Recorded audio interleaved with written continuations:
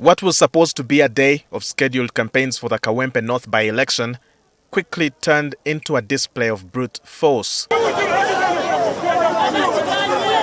As the National Unity Platform members, led by party president Robert Chagulanyi, left their headquarters for Kawempe Playground, they were met with a heavy security blockade.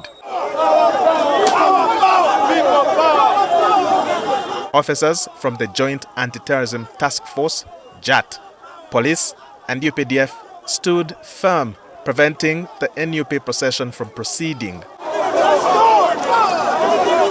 Tensions escalated as defiant NUP supporters demanded answers. In response, security forces fired tear gas and resorted to excessive force, whipping, beating, and chasing down individuals with cable wires, sticks, and batons.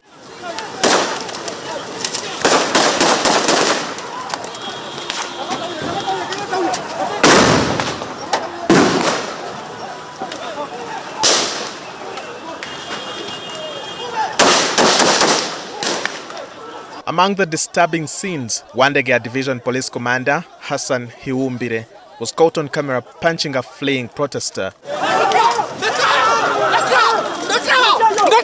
Even a senior UPDF officer at the rank of major was seen attempting to restrain her colleagues from the ruthless crackdown.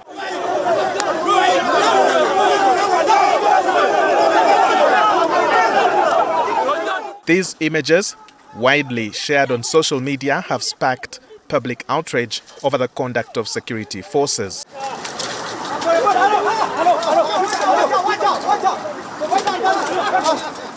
According to George Musisi, a lawyer representing the aggrieved NUP supporters, such actions are a clear violation of the law. We try to document.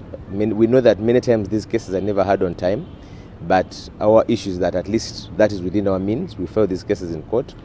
And just like all the other challenges that has happened, we document the torture, we document the illegal detentions, and we bring up legal actions before the High Court, seeking especially damages. Ideally, these people should have been criminally prosecuted, but because we know they control the criminal justice system, they will not allow the file to be processed or otherwise. Sometimes that's why they have even resorted to covering their faces, those who commit the most heinous of offenses, like those who beat up those women who were remanded, the 4 women, they were badly beaten up. But will justice be served?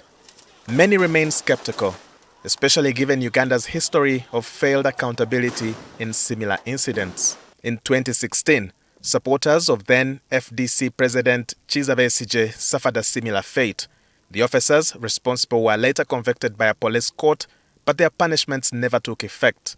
At the time, several senior officers, including Southern Kampala Commander SSP Andrew Kagwa, Wandegea DPC SP Moses Nanoka, Kampala Metropolitan Field Force Commander SSP Samuel Bamzibire, now deceased, and Katwe Field Operations Commander ASP Patrick Muhumuza were demoted by 1 rank, a punishment that was never enforced. By a split decision, D1 and D3 are sentenced to reduction in rank. For D1, from the rank of Senior Superintendent of Police to the rank of Superintendent of Police. And for D3, from the rank of Assistant Superintendent of Police to Inspector of Police.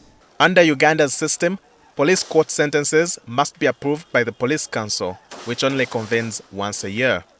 These convicted offenders faced no sanctions.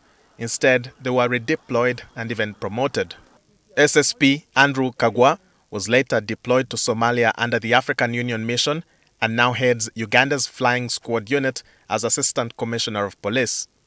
SP Moses Nanoka was transferred to Rukunjiri, later returned to police headquarters, and in 2024 was appointed Regional Police Commander for Kawempe. SSP Samuel Bamzibire died of COVID-19 in 2021 while still holding the same rank. ASP Patrick Muhumuza was later deployed to Masindi as an operations officer for the COVID-19 task force. With this track record, the big question remains, will history repeat itself? are looking into the matter, but holistically, Okay. so that we solve the problem as a whole. Okay. Because if you concentrate on only the police officers, and you do not also pay attention to stone throwers and all those political actors, you will be missing the point. Okay. So we are looking at the issue holistically. Or will this latest display of security brutality finally lead to real accountability? Walter Mwesije, NTV.